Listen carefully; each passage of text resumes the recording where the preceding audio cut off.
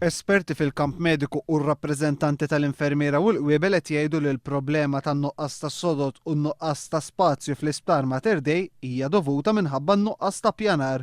It-tnejn il-Ministru tas-Saħħa Joe Cassar qal li kull pazjent li jidħol l-isptar Mater Dei qed jingħata sodda.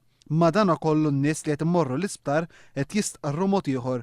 Pazjenti jinżammu fil-kuraturi, oħrajn fuq l-stretchers, fil-waqt li oħrajn qed ikollhom jistennew sigħat sħaħ biex jieħdu sodda, dawk li qed imorru l-isptar qed jgħidu li l-esperjenza tagħhom hemmhekk hija l-kollox differenti minn dak li qed jgħid Joe Cassar.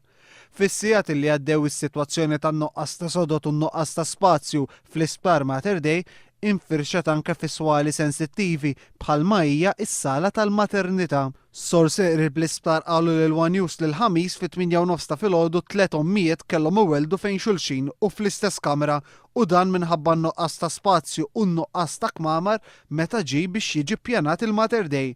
F'mumenti partikolari fis-sala tal-maternità kien hemm ma' 13 l-om tistenna biex twellet u dan meta kmamar tal-ħlas hemm 9 biss.